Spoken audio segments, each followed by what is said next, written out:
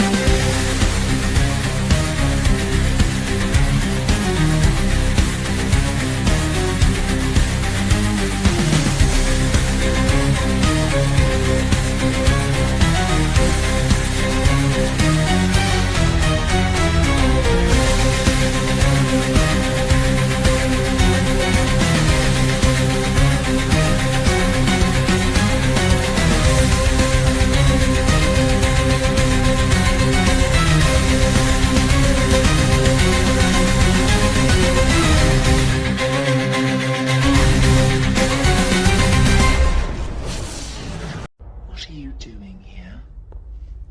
Well, me right now, and nothing. Why? You have something in mind? Insolence. I don't know who wouldn't want some insolence with Osiris, one of our favorite queens of Stargate, along with Hathor and a few others. Just saying. Some Tok'ra. Well, yeah, you and a Tok'ra.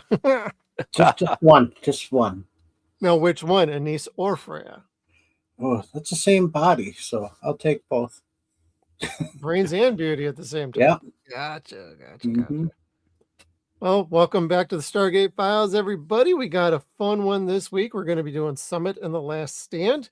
We got Thor, we got Skeeter, but we also have Dr. Daniel Jackson. Thank you for joining us this week. How you doing, brother? Swell. How about y'all? Doing good. Skeeter, I think, is defrosting still. Yeah. Yeah, still defrosting up here. Yeah, it's been cold. It was hot today. We hit 7 degrees above zero. Oh my God, tropical weather. Right now we're back down to below zero. It's 1 below. Bust out the mojitos. Yeah, we don't have cold weather here. I mean, I busted out a y'all. That should pretty much give it away. Yeah. As it gets dark, it's like dropping below 40. Oh, yeah. Around here, that's about what it hits. About 40, maybe 30 something or other. If it gets lower than that, it's off-season weather in Arizona here. 40s, it's sandals and sweatshirt weather. Technically, it's sunny weather. It's supposed to get down to run your taps weather this weekend, though. Oh, yeah. We don't get that till it's below. Oh, whatever, Skeeter. Well, Supreme Commander Thor, how you doing on your X feed lately? I'm doing all right. There's a little bit of a pause right now. We finished up family yesterday, so we are on our two-day break as I pick frames for secrets, and that will start on Saturday at 7 a.m. Central Time. And I guess I wouldn't be able to post frames anyway, because apparently Social Pilot is having issues right now because my buddy John over at every Stargate Atlantis frame in order hasn't been able to get his frames posted lately. Apparently they're having a problem talking with Twitter. We both use the same scheduler to get our frames posted automatically or on an actual auto schedule. So apparently it's down, and it's still not back up. So I don't know if there's a good chance Twitter changed something in the backend API, which then Probably. everybody has to Yep. correct their code. So hopefully that's fixed by Saturday. We still had to That'd figure be out nice. is it your fault or is it his fault? Yeah. It's their fault. I blame Elon. Come on, Or Zip- Elon. We're broadcasting on Zapaka. X right now. Skeeter, you up to anything good or anything bad? Come try everyone. Yeah, try I've it. been doing pretty good. I got printer going now, getting a part finished up. As soon as I fix an error that popped up with the filament. But I got something new on the shelf. I'll show everybody as I light it up. Look towards the logo, everybody. Ooh, yeah, up there. Got the Stargate Atlantis all lit up with the chevrons and the dialing. So, yeah, it's all done, ready to go. So, you can see Atlantis is still lit up back there in the background. So, but yeah, I got that all done. It's just the same version as the gate that I made here for Stargate, but it's got the Stargate Atlantis ring on the inside, and the chevrons light up on that one. This one does not have the chevrons light up, so Oh, I see. pretty cool. And I'd zoom in on it more, but for some reason it changed out again just before we started. So, but next week I'll have that fixed for everybody, so we can zoom in on that. Zoom. Yeah. Oh, that's pretty cool. I don't really got much new anything around here. I got a headline. We'll get to that in a minute. But Dr. Daniel Jackson, what you do around here? We follow you on Twitter, and you are a fun poster on over there. You got anything you're doing, or are you just kind of having some fun with Stargate and trolling people? I mean, yeah, bit of both. What do I do around here? Let's see. Well, lots of things. You should probably ignore half of the things that I say, maybe slightly more. What's up, Jeff, but up north? I'm a computer nerd by trade, so that's most of what I end up doing outside of posting and trolling. Not a problem. Not a problem. Now, what got you into Stargate? Were you a fan from the beginning? How'd you get into Stargate? So my first exposure to Stargate was many years ago. We didn't really have TV at my house growing up, so anytime I got to go to grandma's house, that was super exciting because she would let me stay up late and watch TV. So I would watch like late night reruns of Stargate then, and got interested in it and wanted to know more about it. So as I got older and started being able to watch the documentary on streaming services, eventually got the Blu-rays and started watching it through like in earnest, making sure that I'm keeping the chronology in order and everything. Cool. But I was into Star Trek for a while, and then eventually, once I found Stargate, I was like, this makes way more sense. Whenever something attacks your people, you should probably shoot it or blow it up rather than being like, no, wait, we don't understand it. C4 time. Yep. Oh, that's pretty cool. All right. Well, Even though that's excuse what me, Daniel my does. throat's trying to clear up lately, but there is a little bit of news from today that just dropped. And let's find the tab. To the shock of just about hardly anybody, Stargate is set to film in London this year. They're setting up their production studios, and they'll start doing some sets down here in London. Thank you, Darren, on Gate World for breaking the news. They actually jumped on a live stream, which I didn't know about until about an hour and a half into it. Yeah. And I moderate for them, so I didn't even know about it. I don't get notifications or nothing. Thank you, YouTube. But yep, we're getting our headquarters. We're getting studios set up, and all the stages going to be set there. So, sorry, Vancouver, you lost this round. What do you think about this, Dr. Daniel Jackson? It just feels wrong. Like we all know that every planet that is not Earth looks exactly like the Vancouver forest. That's just Yep. it's not documentary accurate. It's No. true. Dave, how about you? Yeah, I didn't exactly enjoy. I get it. London has tons of tax breaks, or England if you're filming in England, you get tons and tons of tax breaks. It's the cheapest place, but yeah, it's just not gonna feel like Stargate if they don't have at least a couple shots from the forests of British Columbia. Yeah. I don't know. I didn't get a good vibe from this. And the worst part was that Darren and David went up to Canada Yeah. for basically the whole month of December and filmed true. tons of stuff with Stargate actors, like actors that had been in Stargate. And now we get this news that it might not even go back to Vancouver. It's I don't know. I don't like it. I don't like it. Yeah, I do feel it's a bit unfortunate. Like there was something to be said about shooting in Vancouver. I don't know what the issue is with not going to Vancouver. I know LA is like prohibitively expensive. There's barely they say there's tax breaks. There's really not any tax breaks, and too many problems come with that. Vancouver, I honestly don't know. I haven't been around that scene in like 20 years, so I don't know what the deal is with Vancouver. I know it's considered Hollywood of Canada, but Mm-hmm. I don't know. At worst, I would have thought maybe go to Toronto. I don't know. But what do you think, Skeeter? When I heard the news when he sent it to me, and I was like, "Oh, UK, okay." A lot of water scenes. We're gonna do a lot of like ruins because there's a lot of ruins around the UK, and if they jump into Europe to film, a lot of that. If we're following the Ori storyline when Yeah. it first started, that makes sense. But I don't think we are. I'm hoping not.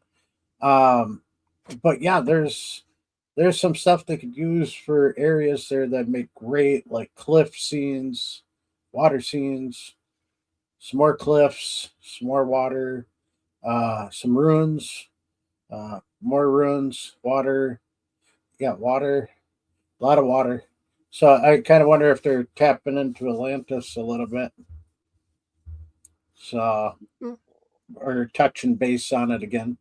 Maybe Atlantis moves back into the Atlantic Ocean where it belongs. So, hard to say. I'm excited still. Glad they're starting filming. Yeah, it sucks it's not in Vancouver. None of the forests will look right ever. It's going to look like Nottingham. Yeah, but yeah, I understand they're going to do it there for maybe to save a little bit of money, but then again, it's going to cost a lot to get everybody over there. So Yeah, unless they go with the British cast, so no, yeah. I mean, there's something to be said about having a different sort of flavor to it, but unless you're going to go like the way of like say Farscape, where everything is complete so different that our one American actor stands out amongst the whole backdrop. That's one thing.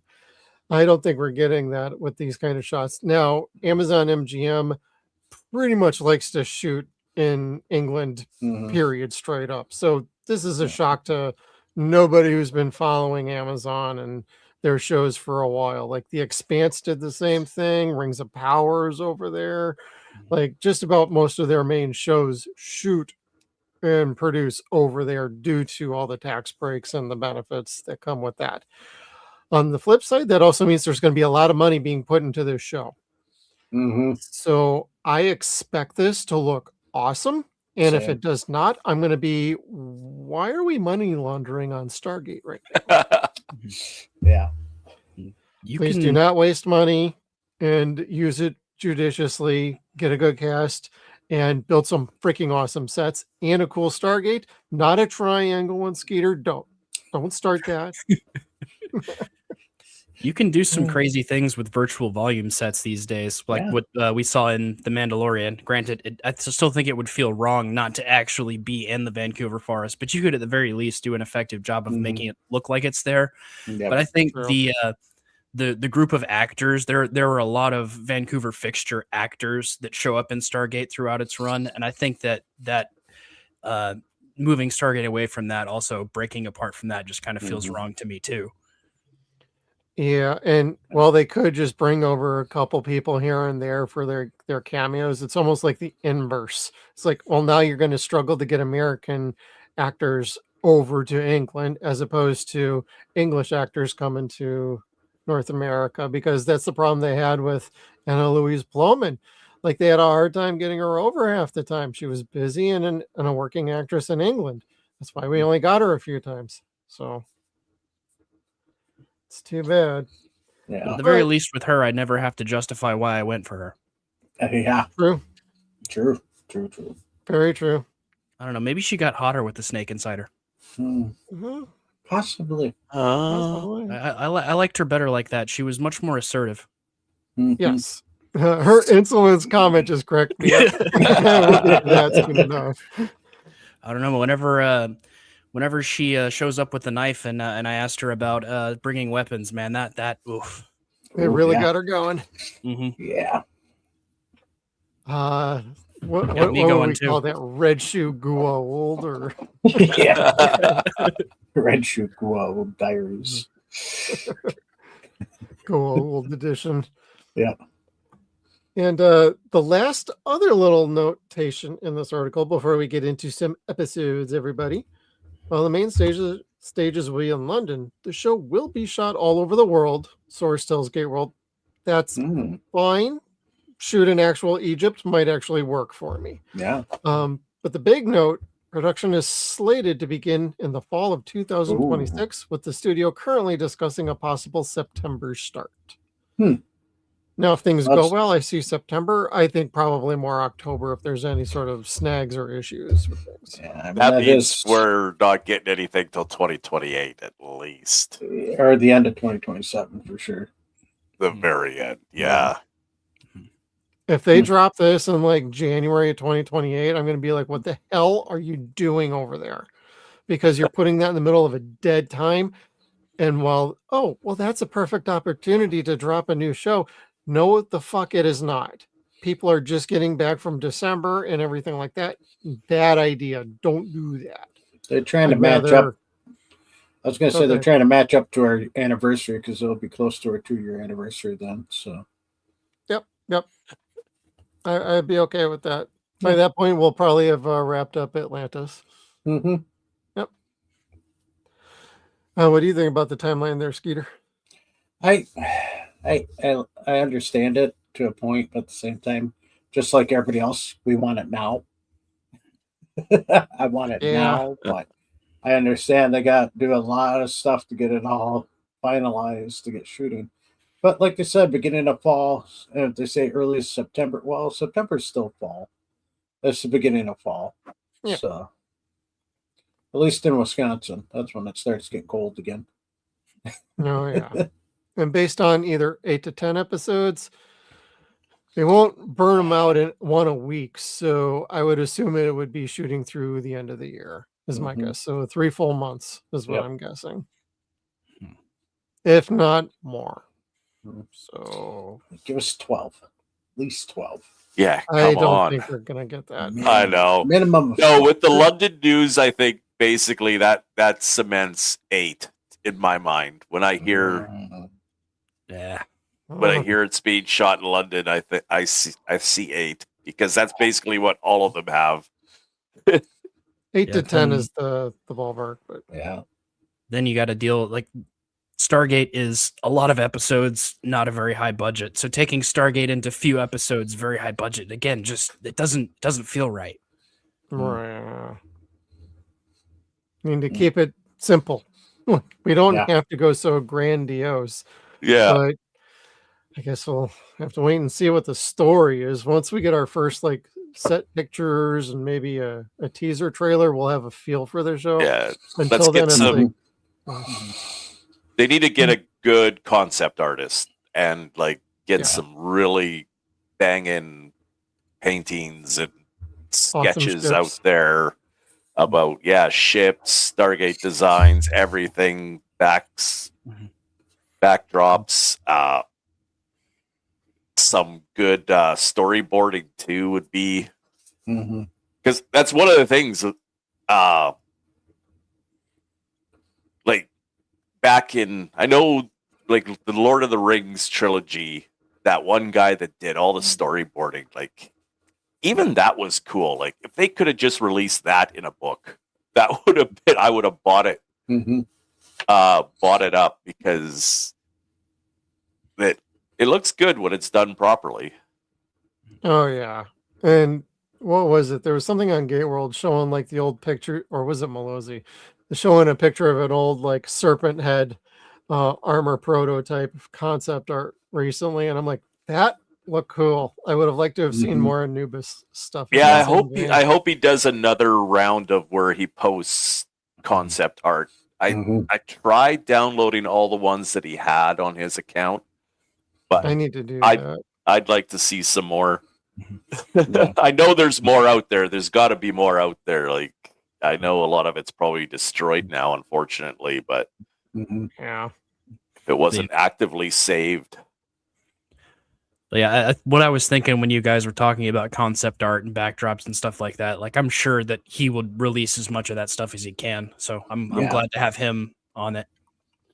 Keep that as the only spoilers until the Yeah. show comes out.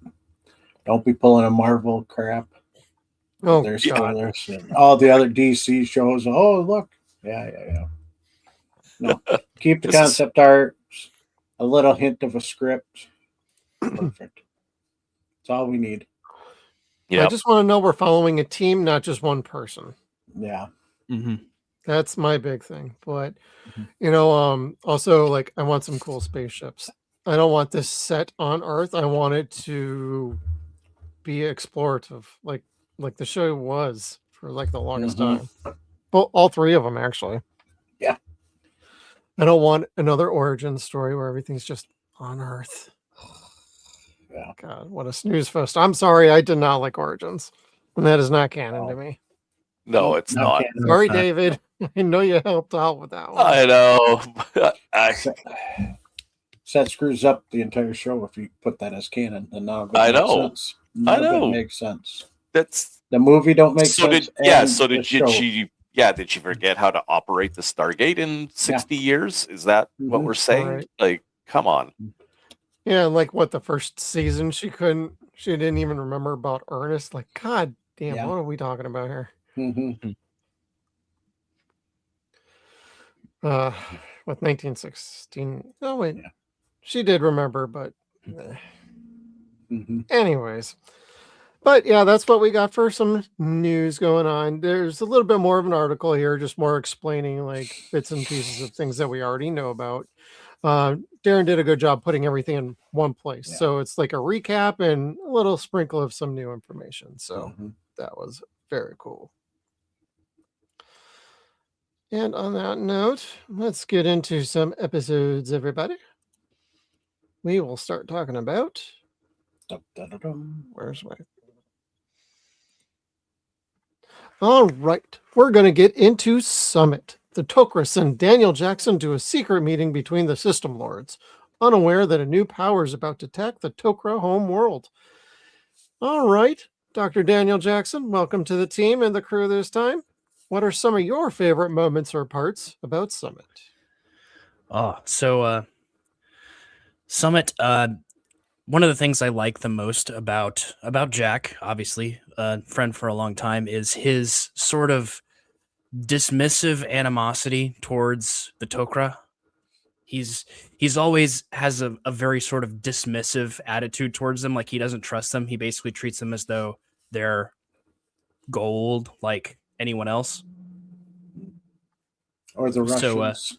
yeah, and of course, as a result of that, you get one of the best lines in this whole episode and one of the classic Jack O'Neill lines, which I'm sure is coming up later in the quote segment. Oh, yeah. Yeah. We'll get into favorite lines. Supreme Commander Thor, you got anything for us? Yeah, no, we get Walter back. We get Osiris is back. Mhm. She shows up at the very beginning here and talks to Elon Gould. I mean Zapakna. Lord Zippy, I call Lord Zippy.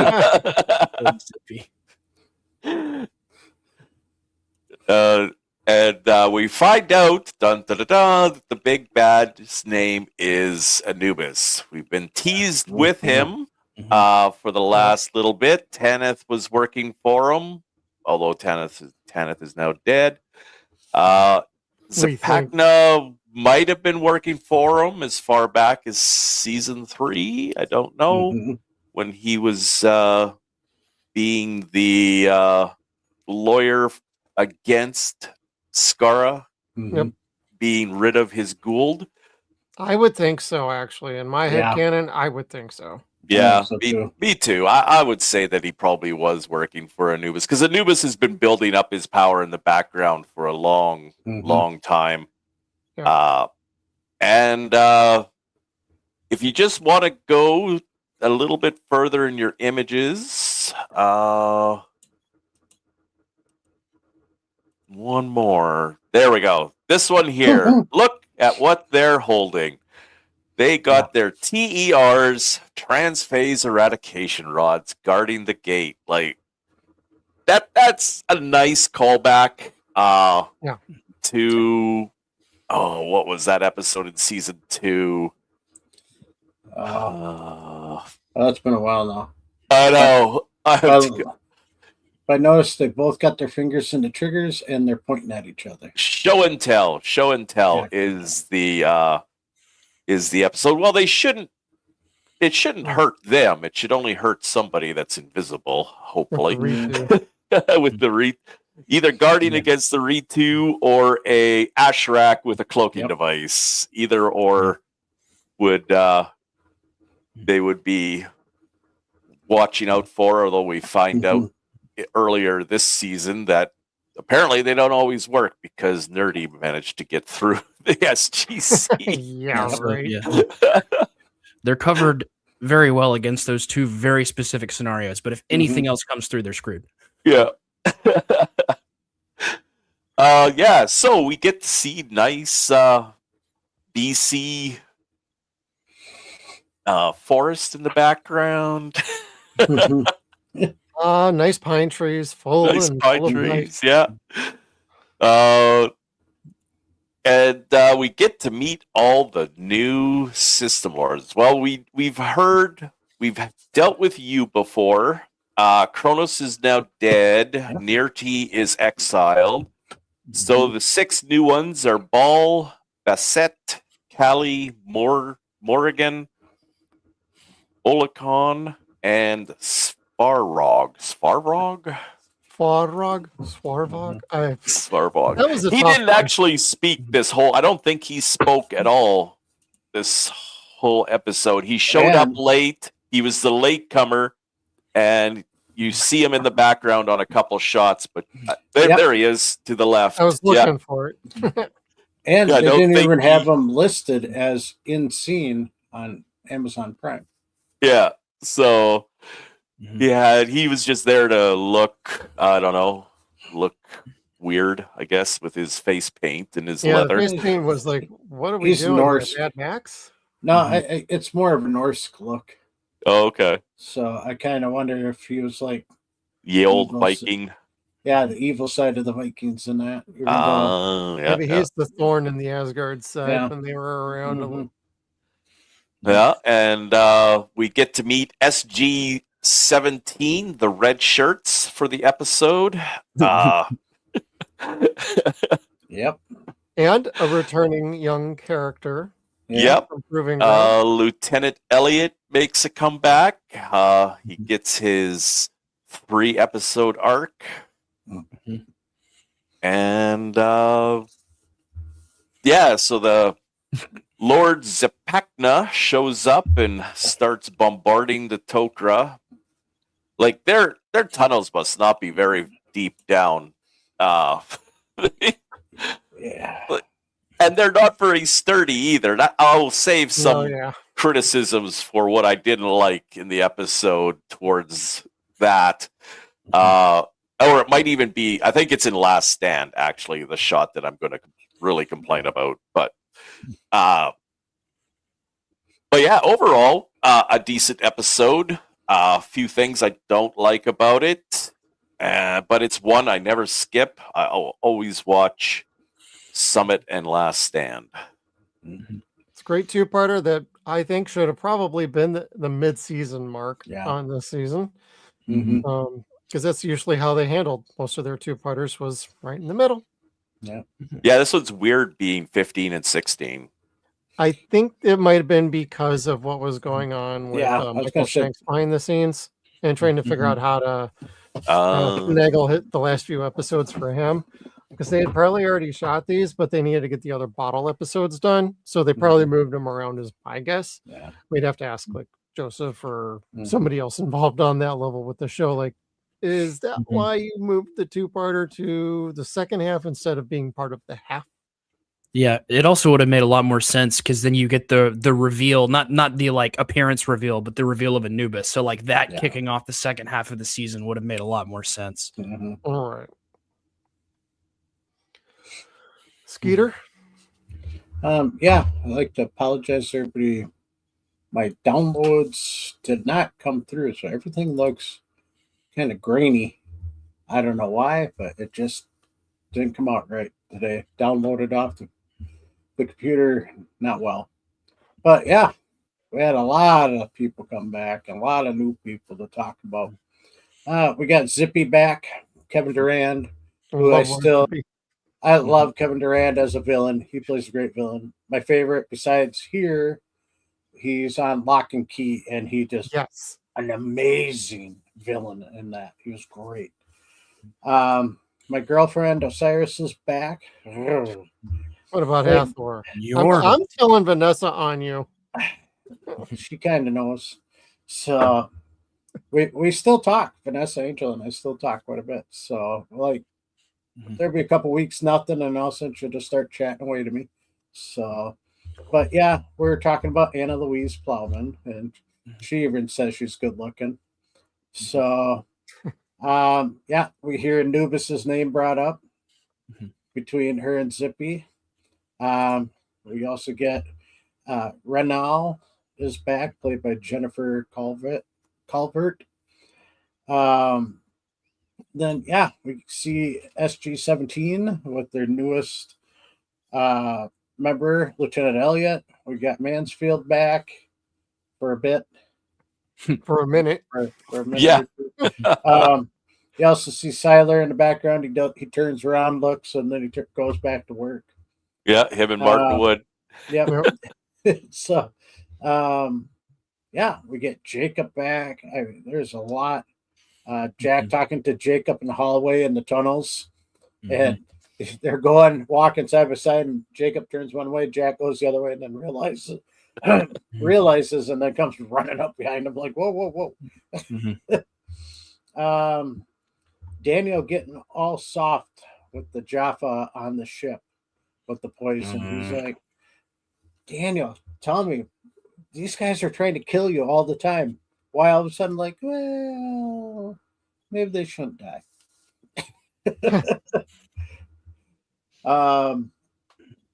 Yeah, we see how the tunnel works thanks to Aldwin, played by William Defray. He's back and he's showing SG-17 how their tunnels work.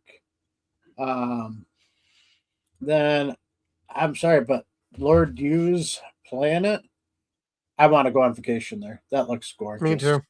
That looks so beautiful. So, I mean, you got the mountains of Upper Canada, the Yukon there, but in the background, and then you got this beautiful village and city. Yeah. Hold your picture really quick. I want to point something out. I have a similar picture, but it spreads a little bit wider. Oh, down to the right. I think those are his pyramids. Yeah, pyramid ships. Yeah, but they're in they're kind of more like the old Japanese structures, like the roofs. pagoda style. I think that was so cool. I'm like, I never noticed that before. And we'll Yeah. upload these pictures to our Discord going forward. So everybody, if you want to get these pictures, you can, Yeah, I could do can that. snag them there. If they're not on Mhm. Gate World, we'll have them there then. So Yeah, see how much clearer yours looks compared to mine? mine are like straight screen I grabs. to know, my but computer, so. usually mine come out great. I don't know what happened between sending them to this computer up here, but Hmm. yeah, they got greeny looking. I don't know what happened. Yeah, the space station Oh yeah, that was cool. looks familiar though, and it took me a bit to figure it out. Do you guys think you know what it is? If you take Apophysis ship, stretch it, and then stretch it, that's pretty much it. It's pretty close. Oh, the So top part, yeah. at the top part, if you stretch down the sides, bend them down, and then you put this other section, the lower half of it, yeah, kind of looks like that. And then this rocket booster on the bottom of it. I don't know. To join with like something else. I don't know. Yeah. Now we got a lot of new people to introduce here. Let me get my notes set up here. First off, we had oops. I got the wrong one in the wrong order. There we go. Oop. Yeah, we got Lord Yu back, played by Vincent Crestigo,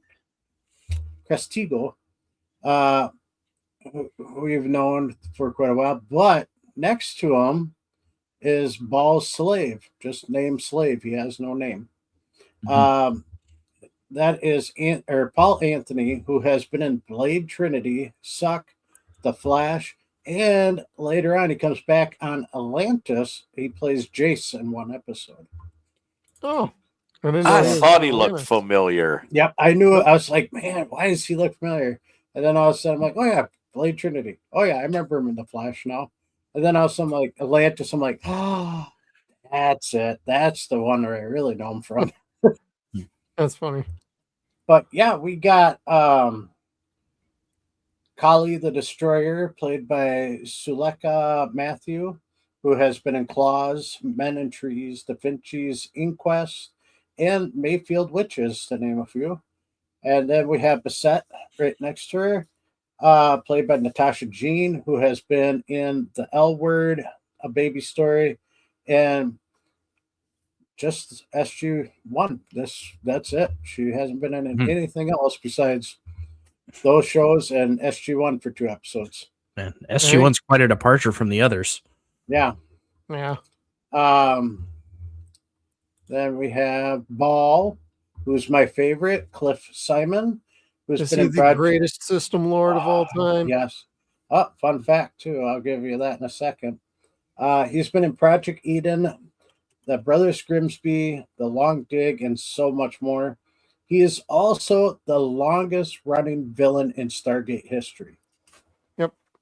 So that was surprise. I was like double thinking, like, no, Apophis, and I'm like, no, wait, no, yeah, he's been on longer than Apophis was. Apophis lasted 4 seasons. Yep. Yeah. They had to make a movie to take out Ball. Yeah. Yeah, that's amazing. I love his staff too. It looks so cool. I wish I could get better images of it or even find that prop. Call up David. It would be cool. Yeah, maybe David from Dial the Gate. He might have a good picture of it. Yeah. Or even knows where it's at, because I'd love to have that. The chances are they sold it to somebody. Yeah. Yeah. And I got to buy them out. Yeah. Next, we have this Dominatrix Morgan. Morrigan, I guess is his name. But yeah, she looks like a dominatrix, big into the sex scene, as you can see, with her slave too. Thank you, played by Bonnie Kilgore, who has been in Beer Money, which I remember seeing her in that, Dead Man's Gun, and I can't even talk. Much Ado About Nothing. The Legend of Special Theater. So that's all one title there. Jeez. Yeah. And then finally we get Olakon, played by Kawasi Amaya. Sorry if I mispronounced that. Who has been in Scooby-Doo 2, Capote, Man of Steel, Tron Ares. There's the end of his career. And Rip. he was in Final Destination Bloodlines and The Final Cut. So, yeah, a lot of new people that we get for a little bit, and we mainly never see again, really. Yeah. Pretty much it, yeah. Let's see, what else do I have here? Oh, yeah, we get this slight invasion My feel. God. Lord Zippy, a little overkill. Yeah. Jeez. Attack of the I'm Clones laughing scene. because Dave wanted me to. He had the same picture, and I Yeah. already have the same picture too. We all three of us had the same picture. But do you recognize this background too? This field in the background? I'm pretty sure, I'm 95% sure this is the same shot for where the Ritu were gathering up. Oh, Yeah, you well, take it was away the the same ships. ridge. That makes sense. Yeah. So I'm thinking that's the same area. Okay. Oh yeah. Just Nope. throw little Makes ships in there, you sense. can't even notice. So, yeah, then Osiris showing up, sexy as ever again, and Aldwin should have known not to land on his neck after that explosion. He would have probably lived. He did not know how to tumble properly. Yeah, he thought he'd land on your head and neck and that'll save you, but no. And then we find out by the end of the episode that the Tok'ra are almost all dead. And then Elliot gets Lantish in him to keep him alive, both of them alive, but not really. Which, yeah, I kind of had issues with that, but yeah. Amazon Prime messed up at the beginning of this episode when they showed Elliot. It didn't even say Lieutenant Elliot, it just said Lantish. I'm like, way to go. Just spoil it, you know. Yeah. You blew it. Yeah. You had one job. Yeah. You couldn't even do it right. So that's what I had for this whole 2 episodes. I love. There's a lot of good scenes, a lot of good parts. It's really well written, well done. Everyone they picked for cast is amazing. So great episode overall. Yeah, I like the aesthetics. I like the story. Like they have to use Daniel because he's the only one who speaks Goa'uld that a lot of them may not be familiar with. They might actually be able to do the plan, and just having that ring to change like the vision or the memory of who the person is. Like, we're gonna rewrite your memory so you think I'm who you think I am. And I thought it only worked once. But the fact that it worked the second time was impressive. And also be careful, don't poke yourself. We don't know what's going to happen to you. Even I don't know what happens. That alone should worry you. I was kind of curious, you know, like at the end when it's all done, he'd be like, "Oh, we're done." Uh-oh. Who am I? Yeah. Who am I? End of season. Oh, that sounds like the start of like season 8 or something. Yeah. Oh, but you know, the special effects work is really good. I enjoyed the episode, and man, just getting introduced to Ball and seeing Osiris again, Lord Yu. I've always liked Lord Yu. He's always been kind of the one that was a little more gentler on the humans. He wasn't exactly like perfect. He still beat the crap out of Daniel later on, even though he was his own personal servant. It's like, boom, I send you flying with a backhanded slap. It's like Daniel even looked at him like, holy crap, this old man. Yeah, how did that feel, Daniel?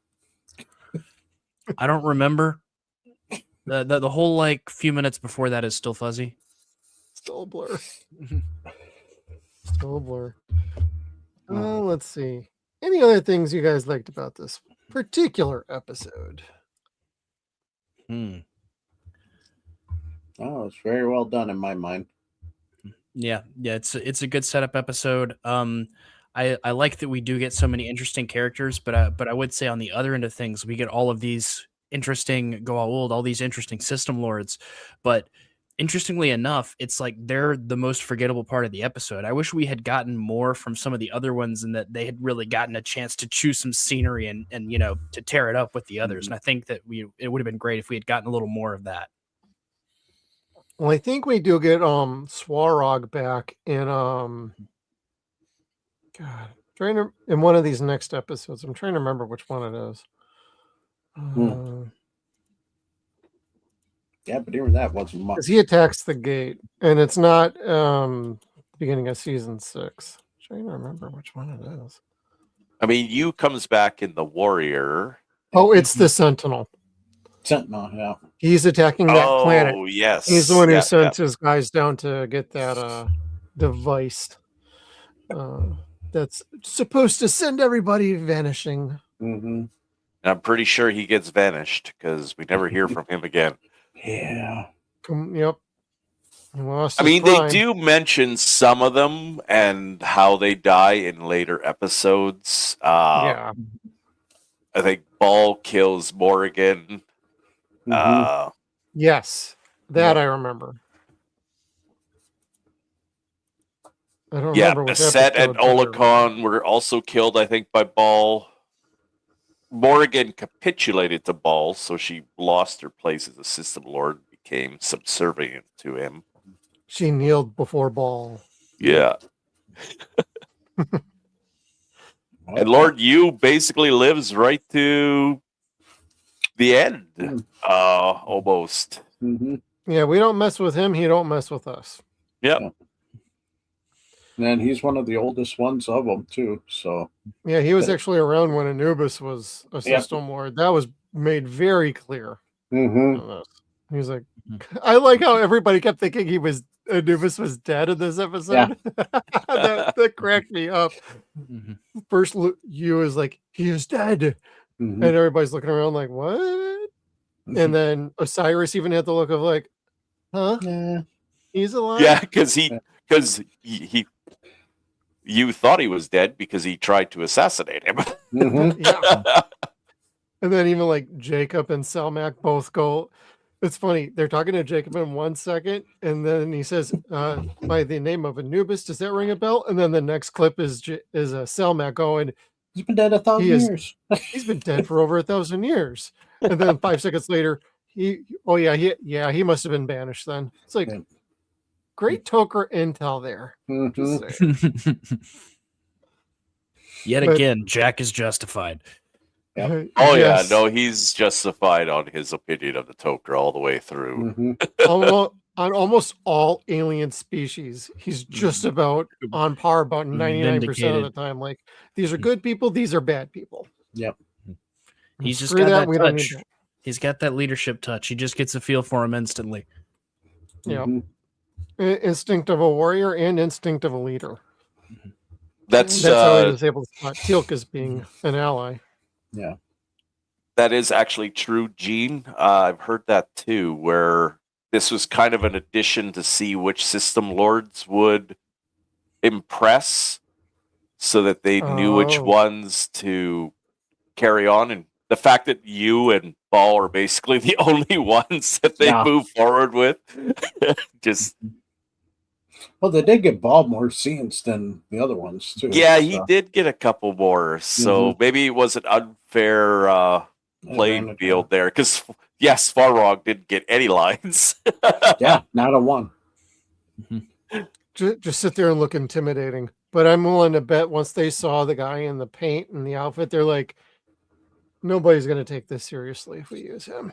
Yeah, let's kill him off He's like in the next only two one episodes. that I was like, I don't know about that guy. Yeah, he kind of had a Viking look, but now I think about it more, he could have been a Germanic warrior because the Germanic barbarians also wore face paint like that. So, Possibly, but then where was his Yeah. beard? yeah, that's the thing. Maybe He it was bald. maybe it was shaved like Singing in the Rain, or like Yeah. the bishop in The Princess Bride, when he's like he has this big intimidating presence and comes on screen and like marriage, Yeah. or like Knowledge. what's her man? I can't remember her name. The other actress from Singing in the Rain. She has the horrible singing voice. Oh, yeah. Sounds so weird. And like we Oh. can't bring her from from silent film into sound. Mm-hmm. If you have like the big intimidating go, oh, and he looks so bad, and he comes on and he sounds like Pee Wee Herman or something. Mm-hmm. Yeah. Let's get rid of him. Yeah. I was just thinking that as you said that. I'm like, oh my God. All right. Well, let's get into some of our favorite lines. Dr. Daniel Jackson, do you have any favorite lines from this episode? I mean, it's the line. It's the Jack line. It's always suicide mission this, save the planet that. Nobody ever stops by to say hi anymore. That's perfect. Like no other line comes close to comparing to that line in this episode. No. That is a very good one. Yeah. Supreme Commander Thor, you have a couple of clips. I got 3 clips. Clip 1 is okay, let's hear it. Okay, let's hear it. Every system lord in attendance will be permitted to bring 1 human slave. And you want one of us to do it? Specifically, we need someone who speaks fluent Goa'uld. Someone who is not Jafar.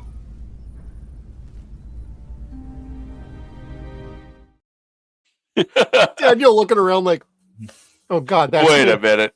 I'm getting volunteered for something. Yeah. How'd that feel? The look of like, not me. Yeah, how'd that feel, Dr. Jackson, when they kind of narrowed it down to just you? It should have been 2 more rounds just to go from Jack to Carter to then. To Yeah. They should have gone. They should have gone around the whole room and eliminated everybody else just to be sure. Yep. We need somebody who's a confident leader. What? Me, for Jack. Yeah. We need somebody who looks good with his shirt off. Yeah. Not until season 8. Yeah, no. Yeah, you're still bulking up in this one. Yeah. Yeah. I wish they had told me I was going to be wearing that sooner. I would have had more That's- balanced breakfasts. Yeah, did some more crunches.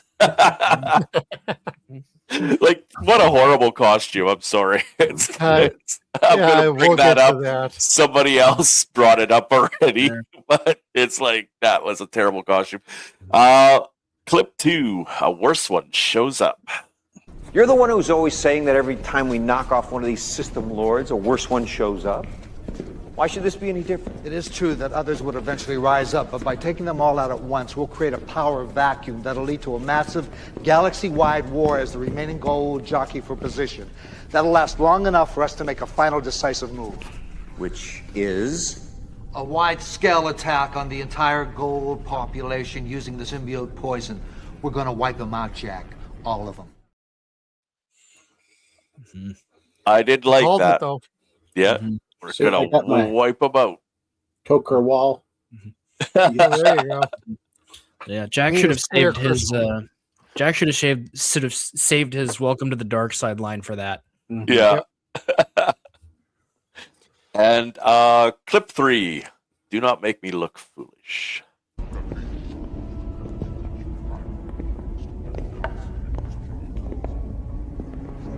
Holocron is still seething over a recent loss to my forces. They tried to kill you out of spite. Do not make me look foolish by allowing yourself to be murdered. Yes, my lord. Yeah. Don't get Yes, murdered. my lord. Well, you succeeded in that one, although you gave it a good try, but it was almost Lord Yu that was going to kill you. Yeah, Yeah, that's true. On the bright side, he doesn't look foolish if he's the one who does it. Yeah. That? Good point. All right, Skeeter, you got a couple. Yeah, we already did the suicide mission one.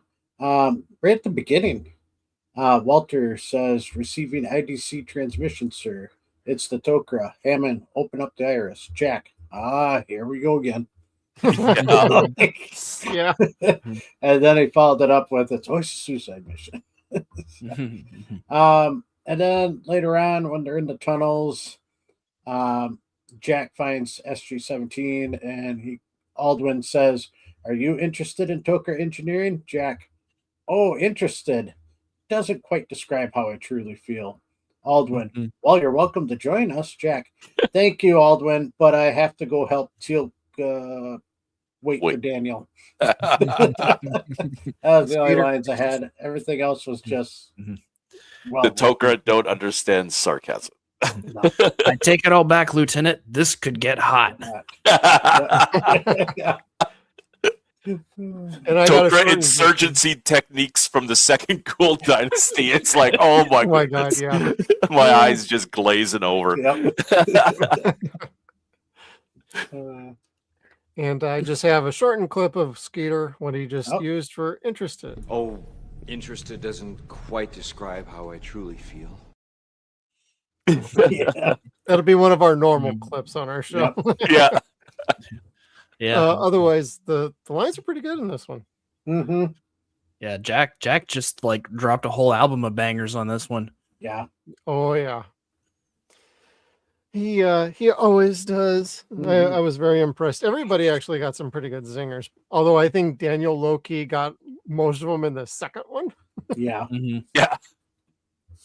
Where do they put seatbelts on this thing? Yeah. And let's go around the horn. Things what we didn't like. I'm going to kick it off. Some of the costuming did not work for me at all in this episode. From Swarog to poor Daniel, that not flattering outfit. Some of the costumes were great. Some of them really weren't. I think they were running short on time and they had to get the costumes cranked out. Most of the time, costuming is on the cheap side and quickly done. And you could almost kind of tell on a couple outfits. Yeah, Lord Zippy, his outfit looked way different than when he first appeared in Oh season my 3. God, he looked like a he looked like an tropical- islander in season 3. And now he's dressed like a commander. Yeah, like somebody else for sure. I wonder if he got the promotion and that's the idea is like, oh, I can't dress like I used to. Crap, I got to put the suit Yeah. on now. I get to wear boots, not sandals. And anything else I didn't like would, for me, it was just some of the costuming, maybe a little bit on the pacing. It felt like we were getting introduced to a lot. And on the follow-up, it was a good follow-up. So, and we'll get to that episode shortly. Overall, I enjoyed the episode. I thought it was really well written. So my complaints are pretty nitpicky as far as like, man, some of the costuming just didn't work for me. Daniel, you got anything about things that did not work in this episode for you? So I brought this up earlier, and this kind of continues into the following episode too. I do wish that we got some more characterization on some of these new system lords, the new Goa'uld that get brought in. You know, I wish we had gotten a chance to see them choose some scenery and be the classic cheesy villains that many of them are. I think that would have been interesting, but I'm sure there's a reason that didn't happen. I'm sure there's some scenes of that on the cutting room floor. If like was mentioned before, it was like an audition to see who was going to end up being the villain or villains going forward. Okay. Yeah, I agree with that. I would have liked to have seen even Swarog. I would have liked to have seen hear at least something from that guy. And a couple of the other ones too, other than a nod, something like that. Like you can give him a couple of words. It ain't gonna kill nobody. Yeah, like the most memorable ones are Osiris and Ball, and it doesn't even feel like Osiris is really in this episode a whole lot. No, she's more of a presence in the next one. She was just used as kind of a crutch to introduce Anubis to the system lords. Yeah. And go ahead. I was just going to say, yeah, he needed a better backstory. They just mentioned his name, really, pretty much. Nothing really about him. So either he's really bad system lord, and he just got invited because, hey, we need one more guy. Let's Hey, we're just going to a concert after this summit, so let's party, man. Yeah, snack on some Goulds, and it'll be a good time. Yeah. But yeah, I felt bad, and I agree with Jean on her comment on here. I'd love to see more of these Goa'uld system lords and learn more about them. so we got more information on, but it was kind of like a quick, yep, everything that they done to you or to each other. Okay, yep, done. It's like, no, I need more context. So I would have argued we didn't need Elliot in this. We could no, have we had just didn't. Mansfield as that That was character. the other comment I was going to say is Elliot and the costumes. I mean, yeah, the costumes. Yeah, there's a lot of people. They're trying to make different styles, but yeah, I mean, this headdress too. That was kind of looks like it was And both thrown of them. together quick. Yeah, both of them were both thrown together quick, and then. This one, it's like, yeah, we ran out of stuff. Run to the sex store really quick, and perfect. Hey, we That's got good. black That's leather stuff. good. Went to the sex shop. There you go. You guys are gonna dress like that.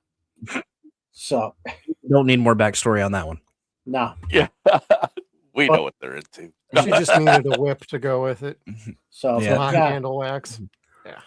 Yeah. but they Yeah. could have gave him a voice. That's my biggest thing. It was like, really. I know it's a small thing, but at the same time, to me, it was a really big deal that they didn't give him a speaking role or better backstory. It's it's like I said, just a quick little quip about him, done. But That was all like of them. some crew member or like producer's brother-in-law is Mhm. like, hey, come here, we'll make you a gold, and they just paint his face still. All right, stand in the background. Yep. Just Try don't and say look mean. Yeah, with Kali, I mean, yeah, we all know Kali. So, but yeah, Hindu gods were vicious, and that's who she's playing as a Hindu god, and it's like, yeah, Kali was one of the vicious gods.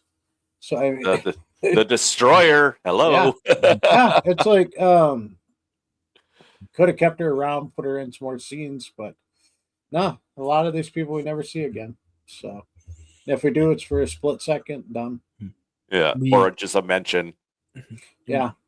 We do get the brief moment when I get to talk to Balls Lotor, and I think that it could have been interesting to kind of to take that approach, because the Goa'uld are obviously always at each other's throats. They're always fighting each other. There's always infighting or attempts to assassinate each other. I think that that's an interesting angle that could have been taken, where I could have spoken to some of the other Lotars, and then talk about like how the Goa'uld, how the various ones are at each other's throats. And I think that could have been something really interesting that we never really got to see a lot of. My main thing that I didn't like was the whole Lantash Martouf. That didn't need to be in this episode at all. He's dead. Yeah. He was dead. He was double zatted. He's dead. The fact that they were able to pull the Goa'uld out of Martouf and have put it on ice is they're all Goa'ulds to me. Still a snake. Yeah, snake. To pull the snake out of Martouf and keep it on ice. That whole story, like if they would have cut that, then all that crap with Sam, I think they could have fit more Goa'uld stuff in there. I guess they figured they had too much, but that whole Martouf, I don't know if that was like, I know Joseph and Paul wrote this one. I don't know if they were mandated to keep Martouf, like bring him back or what. That'd be interesting to ask. I got an answer for that. It's on Gate World. It's very rare that we'll abandon an idea we've already committed to. In rare instances, alterations need to be made for production reasons, budget, actor, location availability. For example, take a look at SG-1 Seasons 5 Summit, which was supposed to feature a storyline involving the Tok'ra Martouf. As I finished up the first draft, I was informed the actor J.R. Bourne would be unavailable for the episode. So I had to rewrite the script, exit Martouf, enter his last camera-friendly symbiote, Lantash. Joseph Malozzi in an interview with Sequential Target. Okay. So- Well, I guess they were planning on having him there for the start. I don't agree with that. I don't know how you do that. But... Yeah, like he's dead. He's dead. He got double zatted. That kills you. You don't come back from that. And a little bit of a nitpick is when they show the gate, it's in the woods in a clearing, but when all the ships have landed, it's out in a middle of a valley that's cleared and no trees. So it's a little Yeah. bit of continuity. I mean, but They never mentioned a second gate or anything like that. yeah, and I think Zippy had enough Gould or enough Jaffa to like basically overrun that tunnel, those tunnels, Oh, easily. and Yep. like the fact that they're sneaking around under there is just like they should have grabbed the crystals. Like when she grabbed the crystal with the poison, the symbiote poison Oh, the formula, recipe, yeah. then like Lantash should have said, "Hey, grab those crystals over there too. We need to create new tunnels and seal it off behind us so the Jaffa can't get to us." Because otherwise, yeah, like they had like look at all those guys. They had more than enough to storm those tunnels and overrun everybody. anybody. Yeah, it's and the Ghoul that did put or the Tok'ra that did put up a fight were so laughable. It's like, oh my god. Yeah, they it's barely like you took their guys are shots. supposed to have like snakes in your head that's supposed to make you stronger, faster. But the Jaffa sure took care of you pretty quick. Shoot, as many of them got killed by the ceiling falling in as the I know. Perfect. And yep, that is exactly what happened. No, they could have got rid of Martouf and put Anise back in. There we go. That would have worked. That would have worked for me too. Because that'd be more understandable. Should be all over Jack, distracting him. Yep. That would have done it. Or Freya. Freya had a thing for Jack. That's right. The snake had a thing for Daniel. And they always do. Yeah. And my women. Yeah, we got a counter of all your women, so you know that's going. Yep. You and Carter, you got a record going on. It's a competition. I was going to do one for Jack, but he doesn't do a whole lot of that swagger. Yeah, he only does 2 and 3, counting Carter, basically. Yeah. I mean, he picks them and he sticks with them, so at least he's loyal. He's got 2 in the first season. Then he's got Carter, and then Anise or Freya has a thing for him. They kind of have a little thing going. When was 100 days? 100 Days was Bobby Phillips. Second season. The actress Second name. season. So so he did have one in season 2. Yep. Well, let's score this thing. Dr. Daniel Jackson, what you got for a score? I think this is a good episode, but I think it's really a setup episode for things to come. So I would say it's above average. I do kind of wish I had gotten a little more from it, so I'm going to call it about a 6. Okay. And Thor. I'm going to give it a 7. It's good. Just there are things that bother me in it that I just can't rate it any higher. But like I said, I watch it every time. I don't skip it. It's still like a 7 Stargate episode is like a 9 for regular. So yeah. I say my 6 being like we're grading this out amongst Stargate episodes, not compared to every movie, every show. Oh, right. Skeeter? Yeah. Like I said, besides the little issues, I give it an 8.5. I do really enjoy watching this, 2-parter. Okay. I go. It's weird. Both of them together, I think, are a great set of episodes, but individually, I'd probably go about 7.5 on this one personally. Just a few little nitpicks. It's a great setup. There's a lot I like about it, but there's a little too many. Like, I'm not a fan of Elliot. He's like the only one. I'm like, yeah, we really didn't need him in this one. And then just reading that bit from Joseph Belosi, I'm like, that kind of makes me think about like Martouf and whatnot. And I'm like, I don't know about that. So probably a good thing it didn't work out. I don't know how that really would have flown. yeah, Maybe that the would have first been draft just was weird. actually really good, but they might have had a completely different setup going on here on how to handle it. But glad we didn't. I think 7.5 is just fine. Yeah.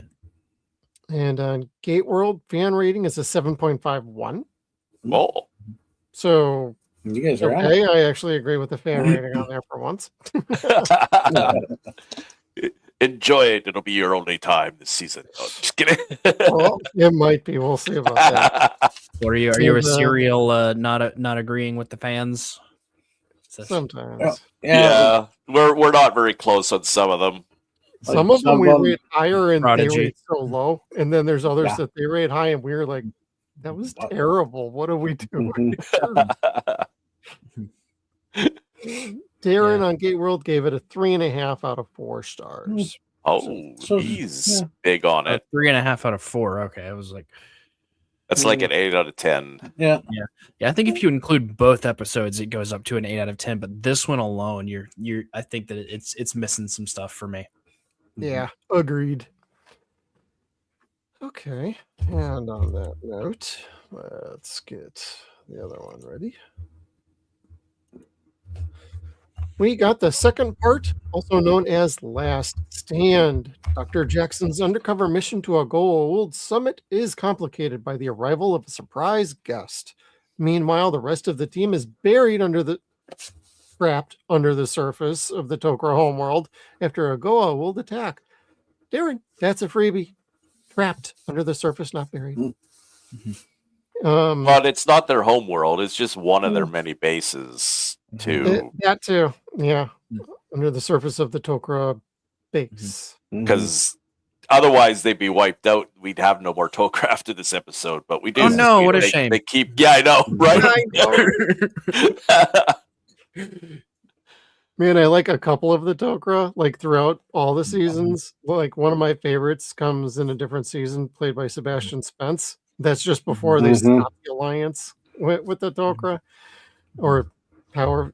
I'm trying to remember how exactly that went. Whether it was amicable or we just said, "Go screw off. We don't want to deal with your ass." Yeah, they But, never had the Tok'ra Braytak. They never came close to that. Yeah. Jacob was pretty good, but he was more human than Tok'ra. Yeah, Yeah. you like Jacob because I always found the Tok'ra part of him to be annoying and very much like the Tok'ra, but like you like Jacob. Yeah. Selmac was okay from time to time. He was way too. I like that we had Jacob more at the time. Well, Yeah. 'Cause he could yeah. bridge the gap. Well, Selmac started out like, oh, this is a cool Tok'ra. You're going to love Selmac. And then after that, it's like, no, Selmac's a dick. You know, it's like, no, I don't care about you humans. But at first, seemed like, oh, I'm a lovable character. Then it's like, oh, that's because you're dying in that body, so you're being really nice. And now your true colors show out. Well, See how it was that's- proven by Selmac being like, you need to make good with your son because you're becoming unbearable. It's like, yeah, put up with it, dude. yeah. Yeah. Immediately, again, Jack vindicated. Seriously. But Daniel, like you always are voting to like work with these races and cultural significance and historical. I got value. better. Yeah, you did get better. Just had to die to realize it, you know. No, he had to have an time. Ascend. Yeah, you had to ascend to realize it, I guess. So. No. It started with the Unos being stolen. Chaka. Yeah. That's when he's like, "Oh, we got to kill everybody in the village or shoot our way out of here." Fine, let's get everybody out of here. That Look was how great that is. I almost made my my image absolute power Jackson just so I could talk about that. That would have been awesome too. Next time. the white shirt. Yeah. Yep. That was great. Now, what are your favorite moments, Skeeter? We're gonna start from the top, go to the bottom. Oh, all right. Yeah, Daniel wouldn't release the poison because of Sarah. What the heck, Daniel? Were you thinking you could hook up with her again? Is that why you didn't want to release that poison? I mean, look, ask yourself the same question. We already know how you feel. Yeah, I know. I would have too. Yeah, then we hear Daniel hears about Anubis returning, so that also kind of like, well, I won't release the poison yet. Let's find out more about this Anubis. Sam hearing how not only Martouf but Lanish had fallen in love with her. Yeah, I don't buy that one. But it was kind of an interesting scene where I'm like, why is Elliot telling her all this?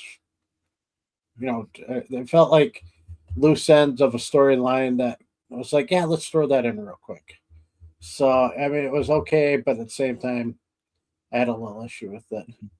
And then this That was cool. gold man. pot, that was badass. I'd love to find that as a 3D design to print. I tried to find a better picture of this, and I could not I- snag it on my This screen is grabber. like the only picture that came out good I'm seeing. So, But Thor, yeah. when you get to this one and you get a really good picture, let us know. Oh yeah, I will. So, because I couldn't get the top of the head, that couldn't one that's either. up above, it kept switching. Either you missed half of it one way or the other, and this was the only one where you're only missing one part of the Yeah. serpent's heads. Daniel find out Nubis is willing to destroy Earth just to get back into System Lords. That was pretty badass too. Yeah, see, it's like there you're missing the other half of it. So, but it looks so cool. I want that on my shelf back here. Then Daniel and Ball's slave have a interesting Slave number one. conversation. Yeah, and just balls Lotark. I think you were. Yeah, that was enlightening to think of how. But yeah, he had worked for Ball for 24 years. So Yeah, Right. he's like, yeah, I know, but We never hopefully really one day I could be one too. So But like, so how old would that make him as a human? yeah, He he looks pretty young. Symbiote. Yeah, Yeah. he yeah, looks like he's maybe 24. getting close to 30 at oldest. So Then Ball yeah, likes them young, I guess. yeah. so yeah, he had to start at like 3 or 4 maybe. Well, Raw in the original movie had young little Yeah. kids that were kind of servants Yeah. / running around guarding him. So The way the escape pod falls over after Jacob brings them in, it's just staying Yeah. there for a split second. That was awesome. That made me laugh. I had to pause because I was laughing too hard. Lantash and Lieutenant Elliot agreed to be captured and release the poison so the team can escape. That was I like it, but at the same time it was kind of like not really, but It was forced. It was yeah, very it was, forced. like very forced. Yeah. Then that's how they end the show too, and it's like Like this should have happened like 20 minutes ago. there could have been. I mean, I got a thing in the didn't like. I'll bring up then, but even the crystals where they're trying to make the tunnels and teal'c's digging inside, it's like, yeah, this looks like it. When they said the long rectangle one, it was not a long rectangle one. I know. Come on, like at least get that right. So, but it was kind of funny. I would have been laughing harder if it would make more sense. Like he grabbed all the crystals and they didn't have like one or two that weren't right, so they'd have to do a combination to make it happen. So, Yeah, dressing the surface. Yeah, that was kind of silly. yeah. Look, I liked to see the best in people. I know. Yeah, I know. you know. To your own detriment sometimes. Mhm. But does a Gould system lord really want to pay the money to have them have good clothing? No, That's how I kind of looked at it. I mean, you know, what's- they- the Ball was a fashionista. Come on. yeah, But what's money to somebody who has, so many slaves and so many people serving them and has existed for, immense amounts of time? Yeah, and could afford to kill 60 million people because he didn't want to surrender Mm-hmm. those two systems. It's like Ball's pretty bad. 60 million. It was 25 million at most. Yeah. Mhm.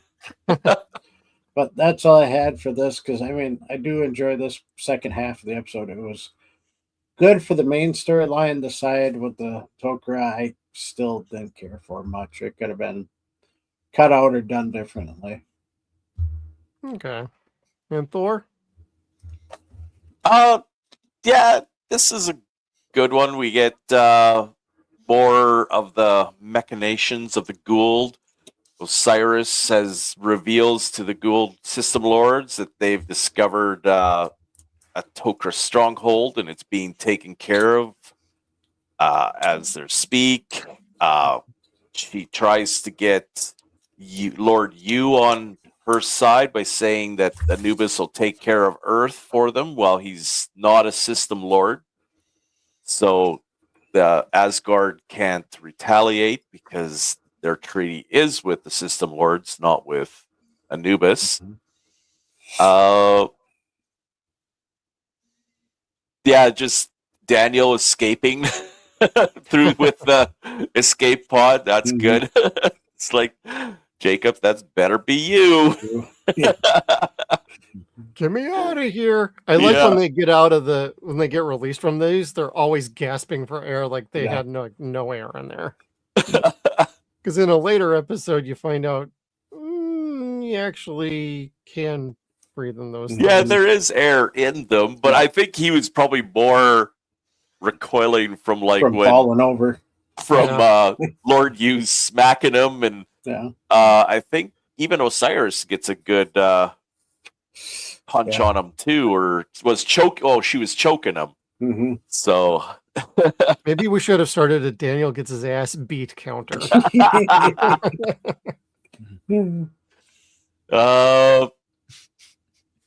I like the end where they come in and crash the ship.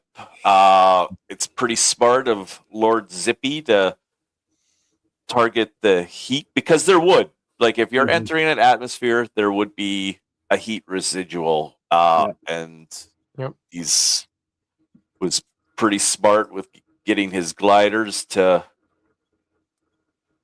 target that and shoot Jacob and Daniel out of the sky.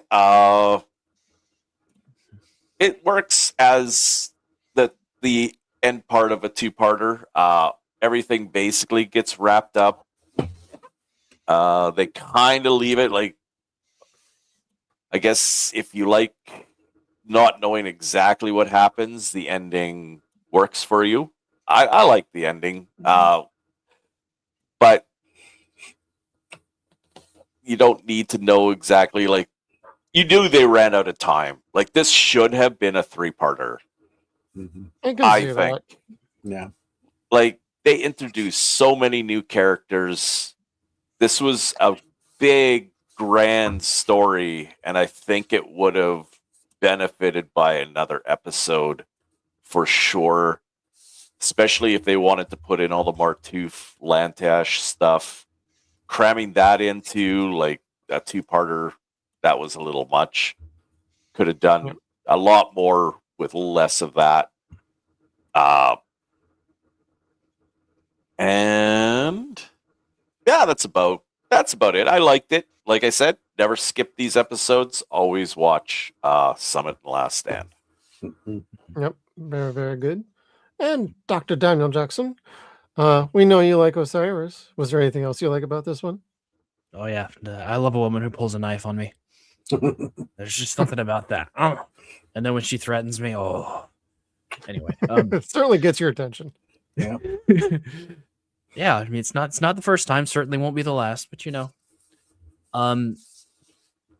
yeah, I like that we finally kind of get the action moving towards the end of the episode. But I mean, obviously, knowing what I know now, hindsight being 2020, I should have poisoned them. I should have should have let her rip. Should have gassed all of them. But oh well.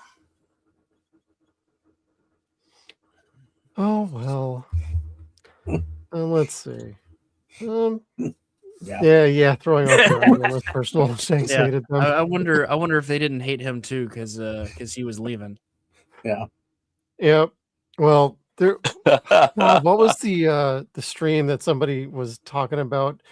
He yelled on set like, who do I have to screw to get kicked off the show? And somebody replied back, the same person you screwed to get onto the show. Because he was frustrated. But I totally get his frustration. He's a total pro of an actor. He was just getting like I think he was just at the end of his rope. Doing TV is not easy for actors. I don't know how soap actors do it. They got to crank out an episode every goddamn day. Yeah. Mm-hmm. So, and yes, they get breaks and time off, but it's the grind on that is terrible. So, and him leaving for a season, he came back for a couple more episodes. But I think when it came down to it, they were such good episodes, and he saw the care and the love, and he's like, you know what? I actually do miss this. I am invested in my character. All right, we can talk about coming back. So ultimately, I think that was a great idea. I just feel bad for what happened to Jonas. Yeah. Unfortunately, yeah. Coronemic. So, but as far as anything else that I like about this episode, I feel like this is the best way to cap off the 2 episodes. I do agree a 3-parter would have been a little bit better overall for characters, side stories, everything in between. I do feel like this is like the best they could do on a 2-parter, and I think they stuck the landing on this one. I still don't like Elliot. Him dying was like, that sucks. You completed an arc though. And at this time, when this was first airing, none of us knew we were getting a season 6. Nope. We all kind of understood this might actually be the end of the road for Stargate SG-1. And if you're wrapping up storylines, okay, fine. We're not going to get Elliot again. That works for me. I like Haley. I don't like Elliot. Go figure on that one. But I do appreciate all the ball standing out in this. Osiris was running wild in this one too. So it felt like she had more to do than just kind of playing political games with the Goa'uld. It's actually dealing with, Daniel and everything else going on. The Jack and teal'c stuff with the crystals. I'm sorry. I thought that was super funny. And they have this great dynamic. So the chemistry between all the characters, always a good time. And I liked Zippy being very smart about things, as has been brought up already. So there's a lot of good detail work. And I think it's a good conclusion. So I appreciate that. And I appreciate all the fantastic special effects work in this one as well. You can see where the money went in these episodes. Yeah, the station and the ships, and then the seatbeltless ships. Yeah. Yeah. We invented space travel, but not seatbelts. That's one of my favorite lines. So if we're ready, we can get into some what are your favorite lines and Skeeter. I didn't do too many because I figured everybody else would get them. Sam says, thank you. Jack, you bet anytime. Sam, did you find the Tokar communicator? Jack goes, no, we didn't. Yeah, like we didn't have time. Yeah. Everything's falling apart. We got some Jaffa shooting at us. Yeah. Then I had Jacob when the the escape pod fell over and it opened up. Jacob, are you okay? Daniel says, oh yeah, thanks. Jacob, what happened? Daniel goes, I love this whole line. I had her, and then you had me, and then I had to get out of the way while they were fighting it out. Jacob, the poison? Yeah, right here. It's good.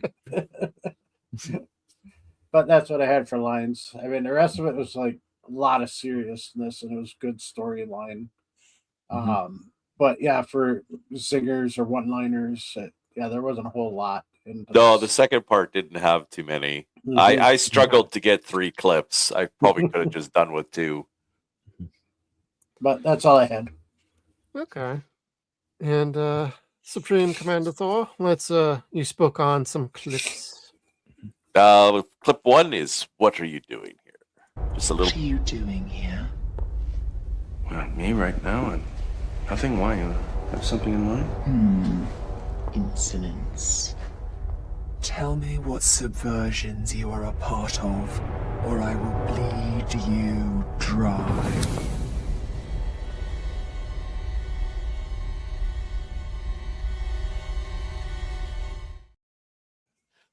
That was some quick thinking there, Daniel. Mhm. Smart with the ring. Especially in the midst of that tent in my pants. In case you would have forgot about it. No, bad joke. Still managed to think with the right head. Yeah. There you go. Well, you did try and rescue her, to Yeah. your credit. You actually did try and save her in the episode. Yeah, until unfortunately you unsaved her. Mhm. Well, Jerk face. And we'll blame Balls treacherous little Lotar for that. I know, little bitch. After you just tells him, don't trust any of these people in this room. There you go. That was your own fault. Yes. What he's saying. Like, my God, come on. Clip 2 is Elon Gould. Then there are survivors still free. It would seem so. What about the chemical weapon? No evidence of it has been found.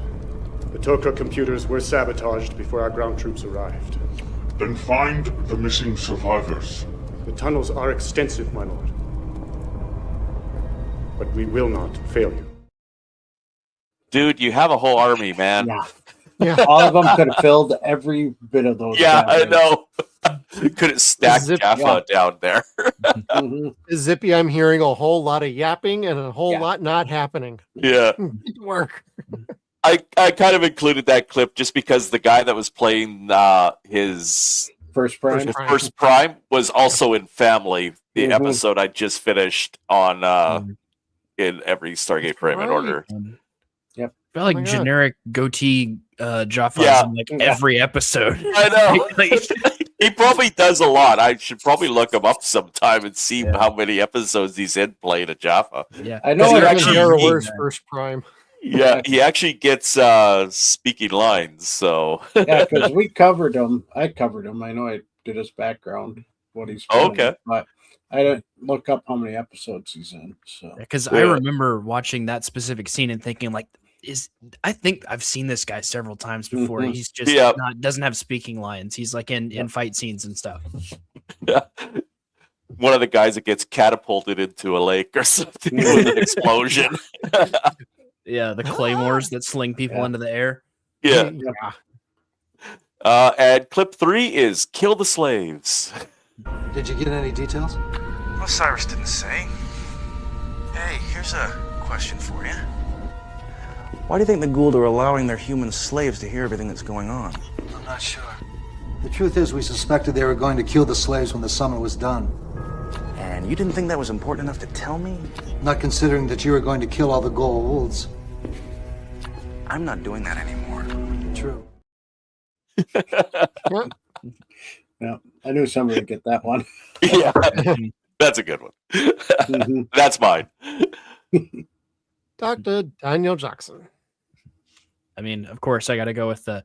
Yeah, you'd think a race advanced enough to fly around in spaceships would be smart enough to have seatbelts on them. Yep.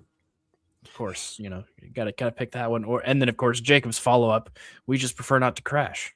Yeah. Yeah. That is That's true. not always in your power to determine there, Jacob. And considering how often the Goa'uld shoot each other down, you'd figure, they've probably come across this once or twice. Like maybe in the last, couple thousand years, they could have implemented that feature or stolen it from somebody. Yeah. Or here's a thought: jump into the sarcophaguses that could eject from there before it crashes. Mhm. Yep. If you knew you couldn't pull up or save it, eject out. Yeah. Or ring out. Use the Yeah. ring systems to beam out. I don't know. Mhm. Just a thought. Just a thought. Yeah. We'll get to that in a second. That's one of my little nitpicks. Like, there was not another way to get out of that ship. Were you Mhm. really trying to save the ship? You ended up not saving the ship. Yeah. So, but I had one because it kind of goes along with that last clip we played from Dave over there. Daniel, how's it going? Oh, swell, it's kind of like Gould and Mardi Gras here. Yeah, that's a good one. That's a good one. Yeah. I maybe would have added a little extra, complete with almost throwing up Mhm. because of chowing on the Goa'uld, Yeah. that was a good horrific Yeah. scene. Mhm. If we didn't bring that up, I don't Yeah, think we did. it's a good twist. But I thought on that it. was creepy as hell. I'm like, oh my god, they're Yeah. actually eating the Gould. I know Mhm. CGI, but still, the whole idea was like they're chowing down to celebrate the return of Mhm. Anubis. I'm like, oh, okay, so that's the growth rate problem you have with larval Gould. Nice. Yeah. So, well, that's some good fun lines. Now, is there anything you guys did not like about Last Stand? Skeeter, start with you.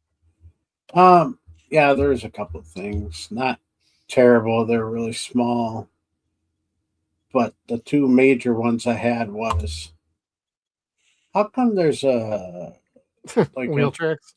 like wheel track, tire tracks here I noticed this too. in the middle of a planet, in the middle of the woods, and there's another. And then it went to a T off, behind Jack and Teal'c.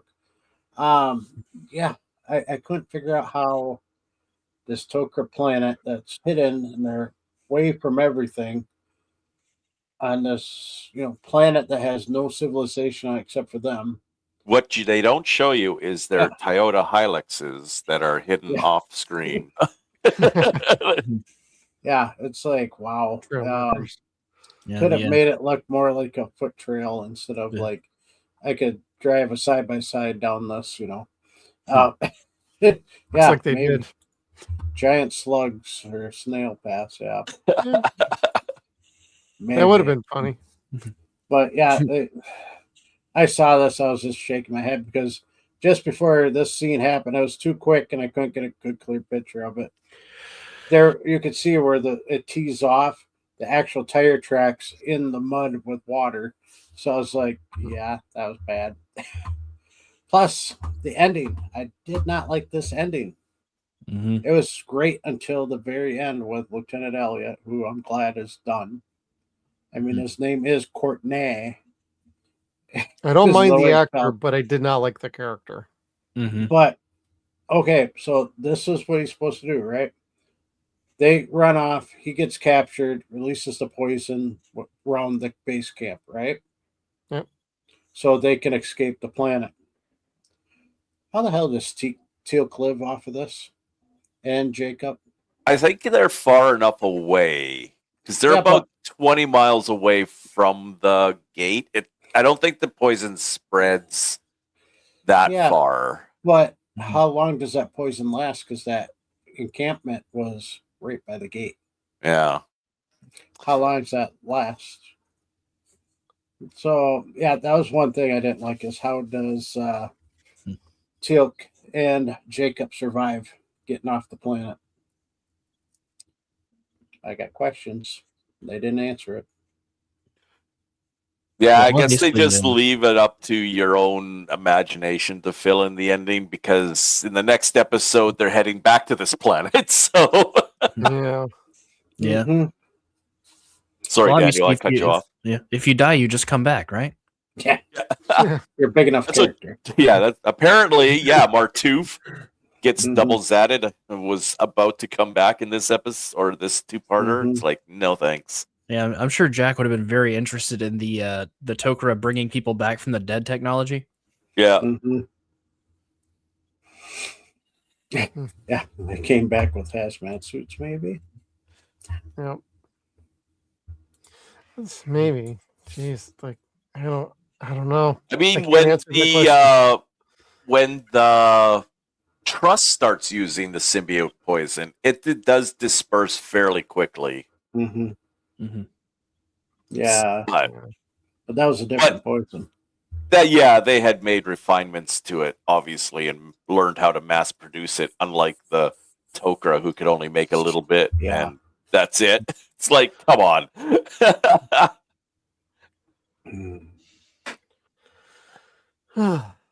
Grim Commander Thor, you got anything you maybe didn't like? Yeah. The two shots from, like, other than everything else we've already talked about and covered, the two shots from Teal'c's staff weapon to collapse a Tok'ra tunnel, it's like, those things got to be more sturdy than that. That was supposed to be some sort of badass moment, and I was just like, okay. And he had it over his shoulder and just like, boom. Yeah. Boom. then starts walking like, yeah, I got it. I could have Cool believed moments. it a little bit more if he had done like the Braytech Yeah. semi-auto mode that he did There in you one go. episode and we never saw again. Fired off like 6 shots rapidly. Yeah, but 2 shots, come on, your underground tunnel's got to be a little bit more have a better ceiling than that, or But I again, guess in the end they're all dead because most of them died from cave-ins, so maybe that does. But then again, the Tok'ra are kind of cocky, and they're probably thinking, "Yeah, we'll never have a fight down here. We don't need to make it strong." But like, is this really the first time they've ever had a staff weapon go off in their crystal tunnels? Like, yeah, probably not. Yeah, but yeah, because they've been invaded before with shooting, so yeah. But none of them shot the ceiling, so who knows? Yeah, good thing, real good thing. Nobody ever thought to shoot the ceiling. Especially with the bombardments from above. I'm surprised they didn't collapse already. But that's basically all I had, other than other things we talked about. How about you, Dr. Daniel Jackson? Got anything else for us on that end? I should have gassed him. Yep. Should have let her rip. Yeah, there's other women you find. What's that? He can find other women, you know. Oh, and he will. Vala's not too far. No, I don't find them. They find me. I'm a victim. Crazy. All right. One tries to get you addicted to a sarcophagus. Yeah. One gets tries. possessed by I'd say she gold. succeeded. Never felt better anywhere in my life. Yeah. Well, other than a couple logic problems, I'm okay with this. I mean, Elliot's gone, thank God. That's about that. And then just like the escaping from the shuttle. You could have gotten out of the shuttle when you knew it was, oh, we're going down. We're so going in. O'Neill reference from a previous episode. But yeah, I have a hard time hating this one or even trying to find anything I really dislike about it. Daniel at least tried to save Sarah as best as he possibly could. It just didn't work out. And it's like, Daniel, you kept coming up with, oh, Jacob had this idea. No, I'm going to do this instead. Jacob had another idea. No, I'm going to do this instead. Jacob had another idea. No, I'm going to do this instead. And ultimately he's like, if you had just listened to Jacob the whole time, you wouldn't be in the problem or the mess that you were in. As far as the team on the planet, we were getting that anyway. They couldn't be on the spaceship to help out Daniel regardless. So yeah, it's a good thing I'm not military. Otherwise, Jack would have court-martialed me 30 times by now. Oh God, no kidding. Easily. Well, I like in a upcoming episode that actually does get addressed a little bit. Like, you have always been such a pain in my ass, but I love you like a brother. Kind of thing. Unfortunately, that's also the last time we see Dr. Daniel Jackson for a few episodes. I guess I can't come back until season 7. Yeah. Or end of season 6. Yeah. Or that one weird episode with the fever dream and the like EMS. Oh, the thing. one with teal'c. Yeah, I actually like that one. Yeah, it's not a bad episode. It's just weird. Yeah, that's what I like about it. It kind of throws you off on what's going on. Yeah. It didn't work as well when they tried to do the same thing in Atlantis with Weir. Oh yeah, I felt like, why are you ripping your own self off here? There's a full gamut of self-referential stuff in Stargate that just manages to stick around long enough that they can go through the full spectrum of that. Yeah. Yeah, pretty much. Is it ripping us? Is it copying if we just copy ourselves? I know. That's why I was like, why are we ripping ourselves off here? You don't have to. I mean, I can see it here and there, but Atlantis did it maybe just a couple times too many, in my opinion. Yeah. But hey, as we do a rewatch on that, it'll be my first rewatch in probably about 15 years. I go through SG1 no problem. It's when I get to Atlantis, I'm kind of like, do I need a break or do I want to power through? Mm-hmm. And I usually just watch the pilot and I'm like, okay, I think I'm gonna stop for a minute, and I never get back to it. So I get there with Universe. Once Universe starts, I'm just like, nah, I'm just gonna go back and watch SG1 again. gotcha. Everybody's got their one entry in the franchise where it's like, you know what? Or are we gonna talk about That the might be cartoon? okay. No. Ew. That might end up being like a super chat goal at some point. Yeah. They got a goal thing here on Yep. the YouTube, Rumble, or none of the other platforms have it. But if you do a goal, Yeah. Well, we had it up there for a while, but I was like, that just feels kind of lame to do it that way. But if we get enough super chats, you can get me to watch Infinity, and I will do a full video review on it myself. Yeah. But well, I was going to say, I'll power through it again. I'd power through it again for you. But, that's going to require some real pushing to get us to do that. Infinity is terrible. Rough, very rough. Well, they say it's for kids, but I think it's probably even too stupid for kids. Yeah. Yeah. Mm-hmm. I went into it with that mentality. Yeah, I bought the DVD set. I went in with that mentality. It's a kid show. It's a kid show. And even though I knew that, I still, no wonder this didn't last. I mean, there's been a good track record of even kid shows back from that era that kind of stand up that you can still watch and enjoy. Yep. And even stuff like coming up to more recently, I think we've kind of had an almost redefining of a kid show from like Star Wars, the Clone Wars or Rebels or those kinds of things where it's like, they are, you could think, oh, it's a kid show, but then they grow up with their audience. And I think that we've seen a lot of shows do a good job of that. And that's not one of them. Too true. Well, let's score this thing. And Skeeter, what you got? Like I said, I'm going to stick with that. An 8 because the ending really bothered me. It's like I said, it's great as two together, but I have to score with an 8 because it's still, I love the episode except for the very end. That's the only thing that really bothers me about it.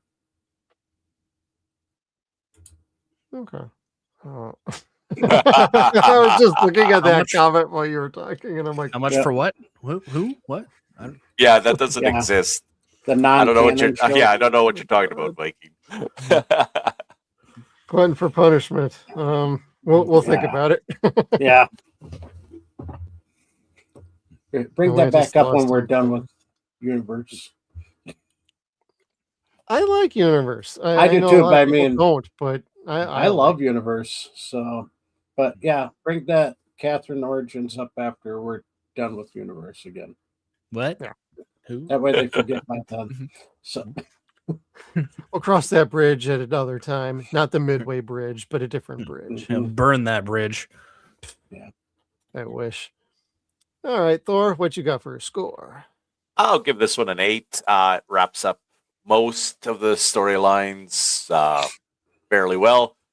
I agree. Like getting rid of Lieutenant Elliot was probably a good call. I would have just rather him not been Lantash at the same time. I did want the whole Martu Lantash thing. I just want that really drags this two-parter down for me. The whole bringing him back, but 8 out of 10. Good episode. Daniel's great in it. The Gould are good. And we get some cannibalism. So there we go. Just a little bit. Eating their own. Yep. All right. And Dr. Daniel Jackson. Let's see. I'm going to give this one a 7. I think it's a solid point. I think this one's better than the prior episode if you're taking them both as individuals. But I think if you put both of them together, they're probably a solid 8. Obviously, as you guys have brought up, I didn't like Lantash being back. I didn't like that whole situation with I can't even remember his name, Lieutenant Elliot. Elliot, yeah. I didn't like the whole situation with Elliot. I thought that was kind of lame. We do definitely get some more action in this episode with teal'c and Jack in the hallways, and the whole planet being bombarded and the escape with the gate at the end, the ship crashing. We definitely get a lot more fun in this episode. The fight with you and Osiris. I think that this definitely has a lot more going on. Things move a lot faster in this episode. So I'd say, yeah, I give this one a solid 7. The real thing holding it back here is Elliot. Goodbye, Elliot. We hardly knew ye. Yeah, we'll see you in Atlantis. Yeah.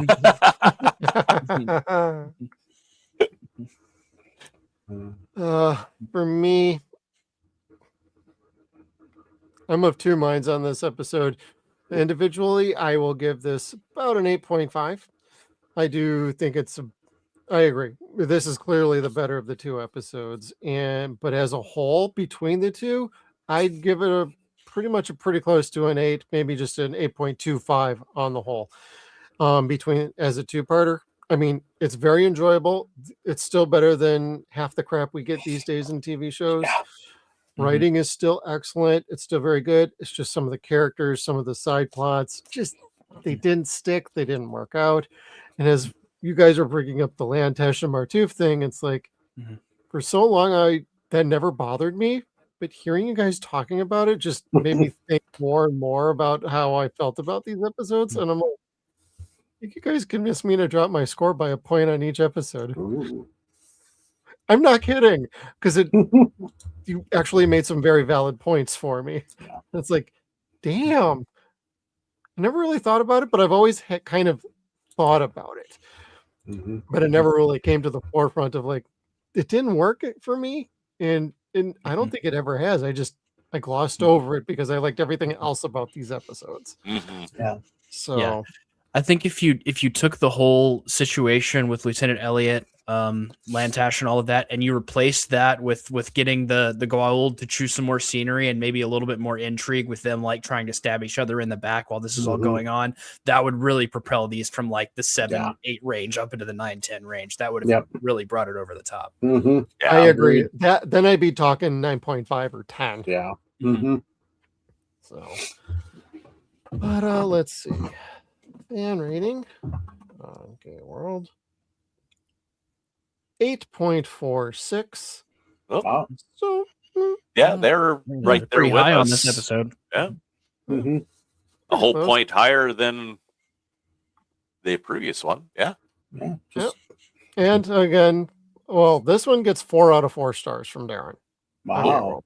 So he liked this one and gave it a better rating than the previous one as well. So And 4 is just such a limiting scope. Yeah. yeah, I think he's looking at redoing that too. Yeah, he's so. kind of going through and redoing. Yeah, that was intentional, so we could go back through the whole thing again. Yep. Yeah, This was planned. Oh yeah, when we had him on the last couple episodes, he even said he updated his score from the rewatch. Actually, he's like, I gave it a little bit of a bump. Yeah. It's actually a little bit better than I remembered it. So When he was on, did you pin him to having to rating it on a 1 to 10 scale? I think one of our first couple of times we asked him about that. Like, no, 4's not going to do. You got to do out of 10. Yeah, someone brought up chevrons, and I was like, ooh, yeah, we all agreed that was a good idea too, going to chevrons. Yeah, we might switch that up. We'll give it 5 out of 7 chevrons. You're almost home, but not quite. Now there's a total of actually 9 chevrons, if I remember correctly. Yep.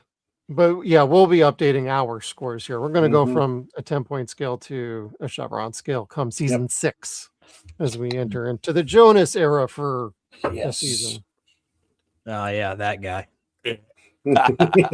I liked them. I didn't have a problem. It definitely on the first time on the watch through of season 6, I was just like, this feels weird. Doesn't feel quite right. But on subsequent rewatches, it's like, No, he actually does a really good job. I didn't want to have it when it first happened. Of course, he had all my notes. I did all the work for him. Yeah.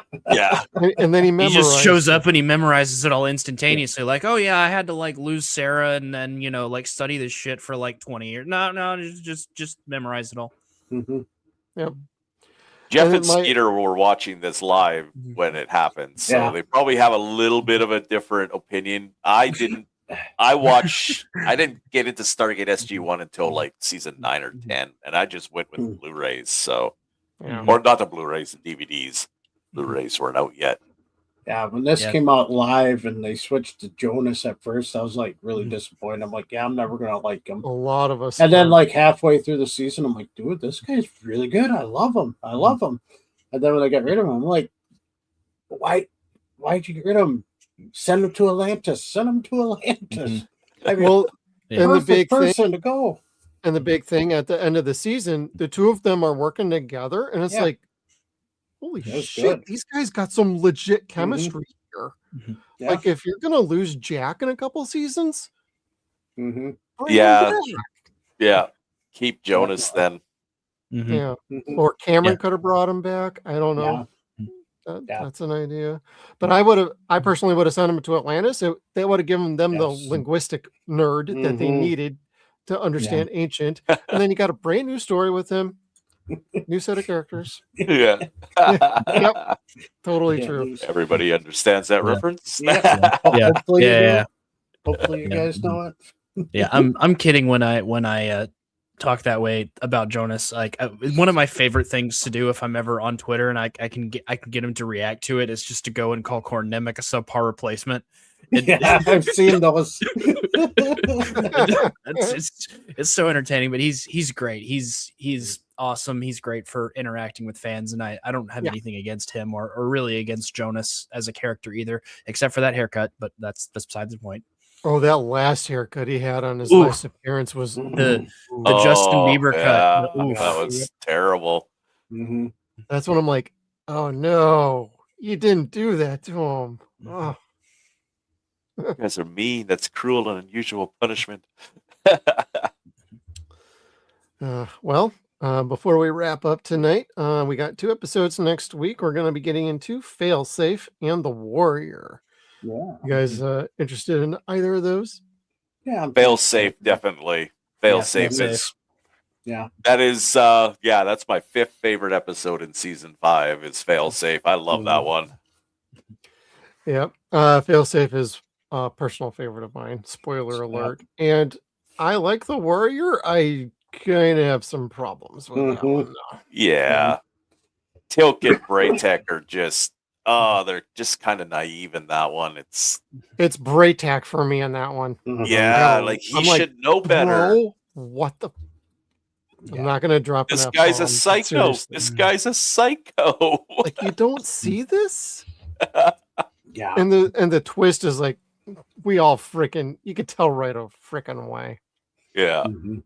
Oh, 4D Viking. I always forget about The Warrior. Yeah. It's not my favorite, that's for sure. And spoiler alert, Darren doesn't like that one much either. Well, I think it's probably up there as one of the worst episodes of season 5. I would call it say. the worst of season 5 personally. Yeah. Yeah. I mean, I don't think it's a terrible episode on its own, but it doesn't make any sense that Braytac would miss that. Like Exactly. Braytac has been around that for so long. Like the performances and everything else about it are good. It's an entertaining episode, but the fact that Braytac misses it just doesn't make any sense. Like he's like totally bought in. It's just nah. Yeah. It does give us is fine, but it does give us one of the best lines in SG-1, though. So this is a weapon of terror, or this is a weapon of war. That whole sequence, yeah. Carter, swing that thing down there. No, give it another push. Throw him single shot. Fantastic. Yeah. Yes. And we will play the full clip on that. Yeah. Just FYI, I'll leave that one to you. Yeah, I'll leave that one to you. because I would have clipped it too. So we'll decide right Mhm. now. Jeff's clipping that scene. It's like a production meeting here. And I believe after, let's see, who is coming on for that one? I think we got a guest. I was going to say, I thought you remember saying somebody. We got a You lot said- of guests there. Yeah, you said you did have a guess for that one because That is Jeff up north. We'll be All bringing up right. that That's one. right. Yeah. Then 'cause, after that, we got your buddy coming on for Menacing Sentinel. Mm. yeah, John from Stargate Atlantis Frames is coming for the Sentinel. Yay. Yep, All right. that'll be a good one. And Mhm. to be determined on the Meridian and Revelations episode. We are having some scheduling conflicts come up for that one, so we will see if we bring anybody on. If anybody's interested, please let us know. Yeah. And maybe we'll get our planned guest sometime during season 6. So Yeah. that would be very cool. To Awesome. make that Yeah. work. Mhm. But we will cross that bridge as we get to it. And on the way out tonight, Dr. Daniel Jackson, would you let everybody know where they can find you on the Twitter? Yeah, on the X Twitters, I'm at Dr. D Jackson, Dr. Daniel Jackson. That's pretty much my only online presence. Between you and Jack 2Ls and Sam Carter, it's Yes. I such a love blast watching the tweets fly. Yeah. Yeah, I should probably try to keep it more in Stargate. Oh, you're fine. Yeah. You crack me up. hmm And Supreme Commander Thor. Yeah, I'm on every Stargate frame in order on X/Twitter. A little bit of a break right now, but starting Saturday at 7 a.m. Central will be Secrets, episode 9 of season 2. Right on. And I'm also here every Thursday night on the Stargate Files. Right on. And Mr. Skeeter.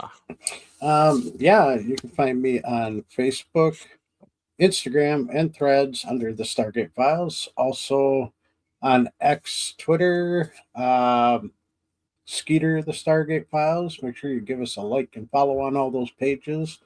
Kind of slowed down a little bit, but we'll be getting more I'll be getting more content up on that.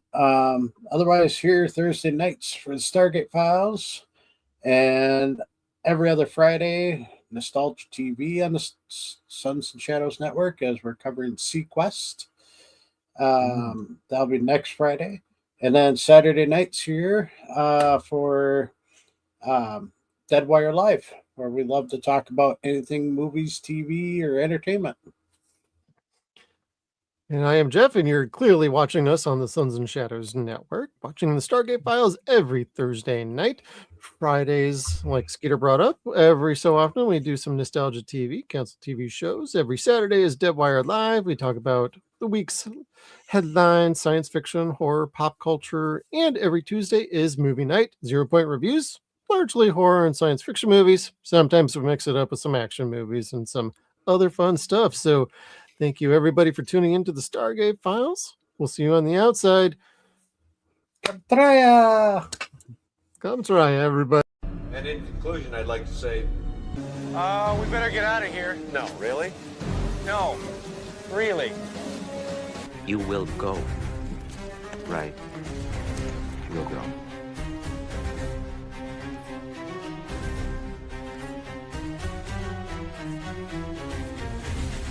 Think it gets showtime?